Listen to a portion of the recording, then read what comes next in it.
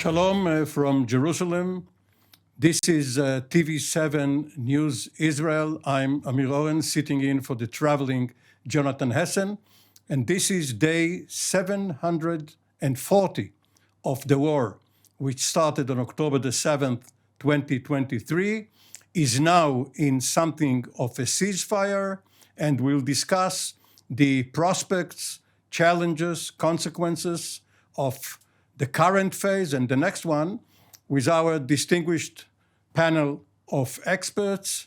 We have from Washington, D.C., two experts, Hazem Al-Gabra, formerly an advisor to the Department of State. How are you? Yeah, good morning. Good morning, Hazem. And from the same Department of State, but in another era, probably, and mostly from the U.S. Army and Department of Defense, Brigadier General retired Mark Kimmett, formerly a U.S. Army officer and the Assistant Secretary of State for Political and Military Affairs. General Kimmett, welcome aboard. Good morning, Amir. Hi. And another Brigadier General, but in the reserves, Doron Gavish, the Commanding General of the Israeli Air and Missile Defense Task Force, formerly the commander of the entire array of the Israeli Air Force's air and missile defense units. Welcome, Doron. Shalom, Amir. So what we have had over the last 48 to 72 hours was a very important visit by U.S. President Donald Trump, both to Israel and to Sharm el-Sheikh, where he chaired a very short summit of leaders from the region and beyond. And as promised, as stipulated in his plan, the return of the 20 living hostages from Hamas captivity to Israel, an event which, of course, was welcomed with a joyous applause and an emotional outburst by the entire state of Israel and its society. So now here we are beginning the second phase, but part of the first phase is yet to be completed. The return of the dead hostages, that is the bodies and the remains of 28 Israelis. 7 of them have been returned. The 8th one turned out to be a Hamas operative. For some reason, he was wearing an IDF uniform. So 21 are still to be accounted for. Do you think it's a glitch? It's because Hamas cannot control the chaos in the Gaza Strip, or is it part of a plan? Shalom, Amir. Well, this is first of all, let's talk about the joy in Israel. We cannot skip it. I think, and everyone in Israel, the term that you hear among the people in Israel is that now we can breathe. And this is really a lot of people, the feeling of a lot of people all around Israel, that now that at least the live ones are back with us, those hostages that have been for 2 years in the Hamas captivity. And there is a lot of also, I believe people are very thankful to President Trump. We heard it all over, we see it. There are signs all over the streets in Israel, the US flag. So I think that people here are very thankful to him. And now we are already 48 hours after it, and things are starting to sink. And here we are once again with this challenge with the Hamas. All the hostages, including those that are not in life, were planned to be in Israel in 72 hours.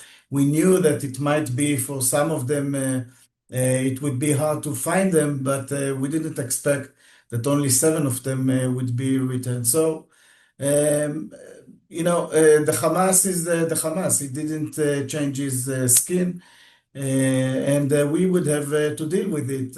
I'm going back to what we've said all along when we talked about this unique effort for the peace that we are seeing now. And this is that the Arab nations are really part of it. They are the ones who are talking to the Hamas, pressing to the Hamas to the plan that they all of them agreed to. So we are really hopeful that this mechanism would be very helpful this time. There is also a mechanism that was decided that a few of the nations would be supporting a kind of a committee or a group of people that will go to find those few hostages bodies that were not found yet, but we were not expecting to those numbers. And the question that you raised, this is really the main question now in Israel, is that the Hamas playing his own tricks? Is that something that it is really challenging for them? And probably in the next few days, we will know better when we're standing on this point. But I think that we all have to be very firm with the Hamas, starting from day one, to make sure that they are doing what is expected from all the parties during this agreement.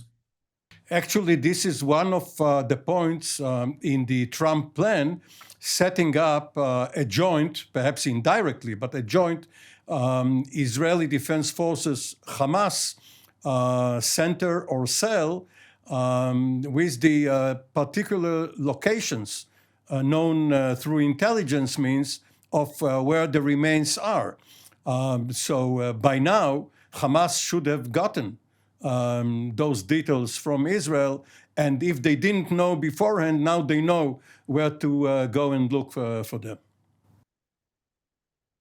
Well, you're right. It is not a directly Israeli Hamas. It is a little bit more broader committee. But yes, this is the idea that the intelligence would be providing what they know from our side in order to make it easier. But once again, as I said before, Amir, we were thinking that it is a matter of 3, 4, 5 people. We didn't expect that only 7 would be returned and there would be a question mark for the others. Hazem, after the first and second disengagement agreements between Israel and Egypt in the mid-1970s, following the Yom Kippur War, there were such teams from both militaries who went looking, especially in the Sinai, which the IDF withdrew from, but also west of the Suez Canal, looking mostly for air crews. And they did find several of them. But Egypt, of course, was and is a state, a very centralized mechanism. Instructions are obeyed. People can go out into the field and do what they have to. Does Hamas rule Gaza? Or let's divide Gaza. There is now West Gaza under Hamas and East Gaza from the so-called yellow line until the Israeli border under Israeli control. So in West Gaza, does Hamas control the enclave, the entity, much the way a government would? We don't know yet. This is, the picture is clarifying over time. Let's start with what Hamas is doing. Obviously, finding the remains of the hostages is instrumental to maintaining the ceasefire agreement and carrying through the deal. But what do we see Hamas doing? Mass executions of Palestinians in the streets. I mean, this is, I don't know what year we've seen. It reminds us a little bit of the Gestapo, Nazi Germany. I don't know what that looks like even, when they round up people, put them in the middle of the street moments after a ceasefire was reached, and they start killing Palestinians. You know what? This is Hamas. This is great. This ceasefire is allowing the world to realign their focus and see the reality of things without the distractions of the war. Now they see what Hamas is. and they better understand the challenges we in the United States and the international community is starting to face. And that brings us to East Gaza, West Gaza. Some people are looking at like Northwest versus Southeast. That yellow line is an interesting line. But here's the thing, we are seeking solutions right now because nobody has a magical answer. It's really funny where everybody blamed Bibi over a month or even years now that he doesn't have the day after plan ready.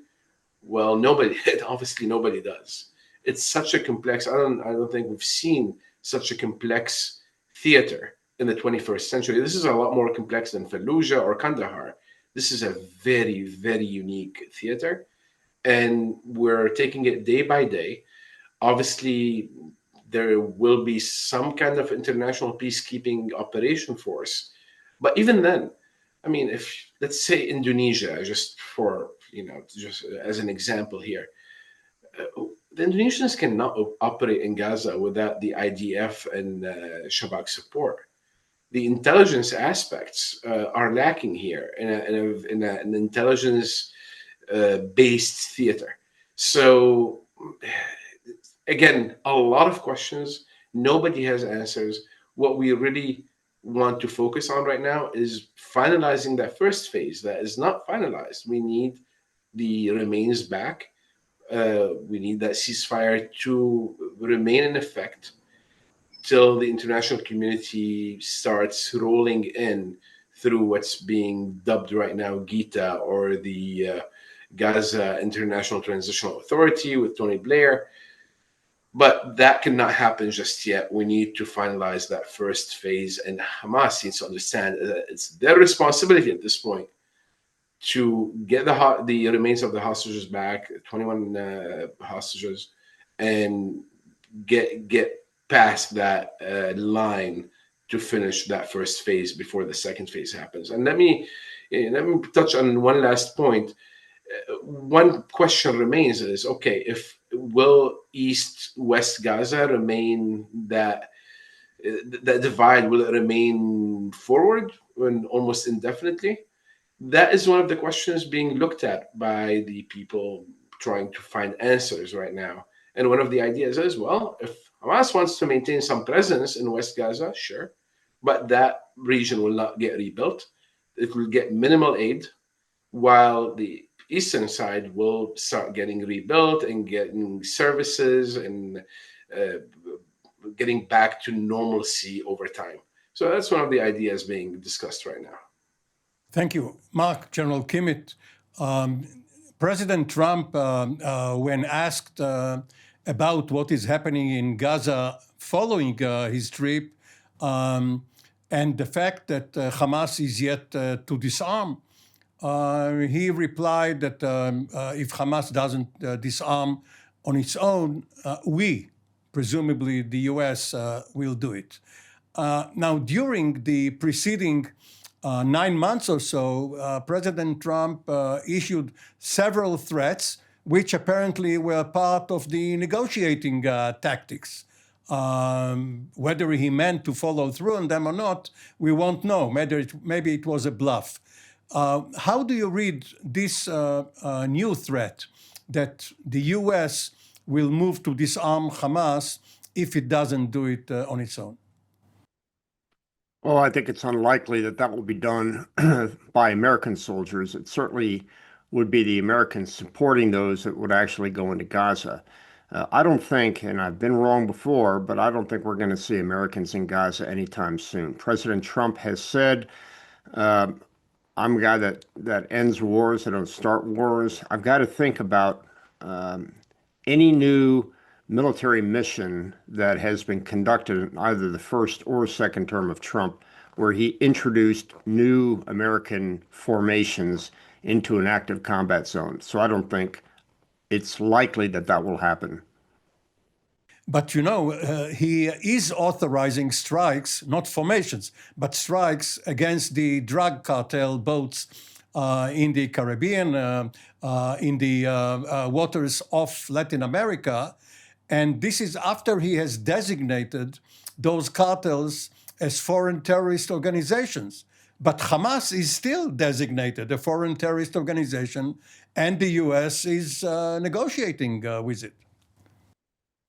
Yeah, again, I think that we are continuing to conduct drone operations around the world. I think we're continuing to conduct these anti-Venezuelan attacks against their drug boats in the open seas. But in terms of putting ground formations inside places such as Gaza, I'll eat crow if that happens. Now, General Gavish, Hazem earlier referred to the mass executions of Palestinians by Hamas, the extrajudicial killings, if there is any judicial process in Gaza at all. Do you think that this is because Hamas is afraid of Israeli espionage? It is trying either to kill or to deter informants? Or is it simply the way Hamas tries to rule over Gaza, much the same way it killed Hamas officials and supporters 18 years ago when it forcibly took over the Strip? Allow me just to concur with what was just mentioned by General Kimi to your previous question. I think that it is also. I'm not sure that it is Israeli interest that now U.S. forces in the ground would come, U.S. soldiers would be killed. This is our war. We have an amazing support by the U.S. We would like to get this support also in the future, of course, by fighting this war. But I don't hear what President Trump saying as we, the U.S., are going to get into the fight. When I believe that when he says we, is the ones that we are supporting, and for sure mainly Israel. Now, going back to your question, Hamas is Hamas.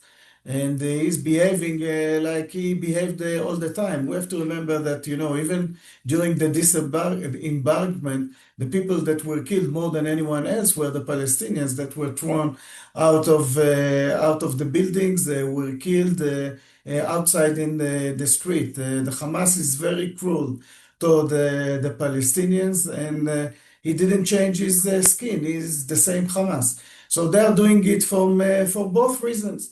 One of them is they want to sabotage the Israeli intelligence and so on, but I believe that more than anything else, they want the Palestinians to be afraid. This is their way to get them loyal to them by affronting them, by killing them, those Palestinians, which are not all of them supporting of the Hamas. This is why we all said, the main problem of the Hamas, of the Palestinians, is the Hamas. It is not Israel. When it comes to Israel, look what happened now. Immediately, we cease the fire. We are willing for this peace treatment and so on. The main challenge of the Palestinians is really the Hamas, mainly in the Gaza Strip. Now, Hazem, let's keep Turkey for General Kimmich. It will be a surprise question. Let's not tell him that to prepare for it. But yes, but among the Arab states, Turkey, of course, is not an Arab state. Among the Arab states, who is taking the leading role? Is it Saudi Arabia or Egypt, or neither of them? We don't know. I mean, everybody seems interested in leading, but the actual work on the ground, nobody seems to be stepping forward the way we'd love for them to step forward. And remember, I mean, even going back to your earlier question regarding US boots on the ground, we have to remember, even though the United States has the greatest expeditionary army in the history of the world, but it's not easy to go and fight in a new theater, in a new territory. This is why, and I agree with what was said, the IDF and its supporting bodies in Israel are most capable of conducting these operations. But when we talk about peacekeeping operations, we're talking about the very extensive amount of resources required to start rebuilding Gaza. A lot of questions remain. we hear interest by these Arab countries, but we really need to get to the brass tacks and like figure out who is going to commit what and where, financially or through actual bodies on the ground. We will see. It's an important question, and I think again everybody's trying to find answers for this. Egypt just announced that they will be hosting a rebuilding Gaza conference within days. I think that's a bit optimistic at this point. But one thing we have right now is President Trump on our side, and he's an incredibly pragmatic person and an incredibly creative president who will work with our friends and partners in the region to actually have solutions and make them accountable for their promises, which is very important. You need a president. We've had presidents in the past that were not able to keep people accountable and other countries accountable. I think President Trump is more capable in that domain. And let me, talking about Arab countries in general and Gaza, one last point. We're incredibly happy to see the reception that President Trump had in Jerusalem and the Knesset, and how thankful the Israeli people were for the American effort. I wish other countries in the region, especially the population that was most affected by this war, was as thankful. It's important, it's a minimum you can offer, but we appreciate the reception. Definitely appreciate the reception that President Trump had in Israel. It was really something else. Thank you, General Kimmit. Trap or treasure? What is Gaza for Turkey? I don't think it's necessarily a treasure. Clearly, they have an allegiance to the Ikhwan Muslimia cause, the Muslim Brotherhood, along with Qatar. But I don't necessarily think that that Turkey is going to be, as we would say, breaking a pick to either enforce or to ignore violations of the peace treaty. And I think it's important. People keep talking about peacekeeping operations inside of Gaza. That's Chapter 6 of the UN Charter. Chapter 7, peace enforcement, is what we're looking at for the initial term. That's a completely different mission with an entirely different set of capabilities that will be necessary. It's much heavier. It has a much more robust rules of engagement. And I think we'll have to see a peace enforcement mission long before we see a peacekeeping mission.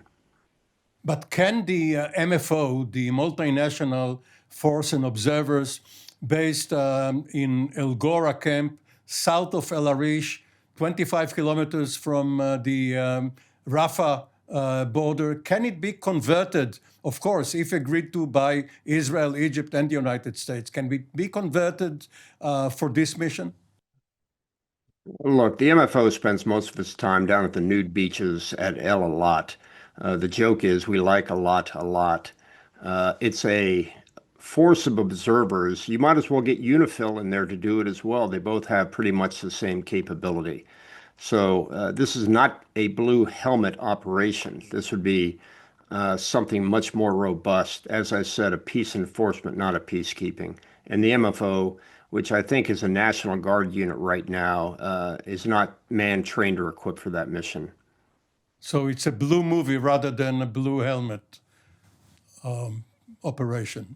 If they are going to be nude beaches. Yeah, I know you did. General Gavish, looking at it from a higher ground, now you're in charge of those trying to intercept aircraft and missiles. But if you go even higher than them, you go into the stratosphere and look down on Israel and the IDF after these 2 years. Has Israeli prowess, capability, deterrence improved? Because Israel was dragged for 2 years into a fight with one of its weakest enemies. It may have prevailed at a cost. may have convinced everyone that it will not give up. However, and of course there was the Iran war and other campaigns, but nevertheless, Israel did not want to be dragged into such a prolonged campaign.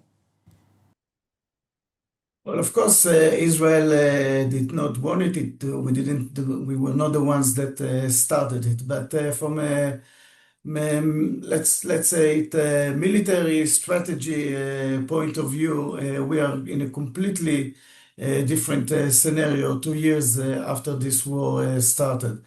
We have the Hezbollah, which is weakened. If we compare it to 2 years ago, most of his capabilities were destroyed. Of course, a vast number of his leader.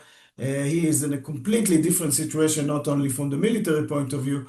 We have to remember that Syria to its east is a different area today, and he doesn't have this Iranian capabilities that would go through Syria to Lebanon from him to rearm, and of course the leader of Lebanon. So if we're going back for a military point of view, we are in a much better place there. We talked about Syria, so we have to remember that most of the Syrian military capability was destroyed. The Iranians got very hard.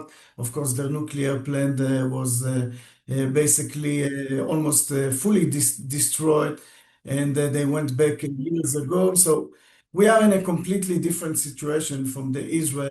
General Gavish, the list of achievements is much longer than the time allotted for our conversation. So we will start when during the next show, where we stopped right now. For the time being, General Gavish, General Kimmit, and Mr. Hazem Al-Garbera, thank you very much for your participation. This has been Israel at War, an update from TV7 News Israel. For the time being, until our next update tomorrow, Shalom from Jerusalem.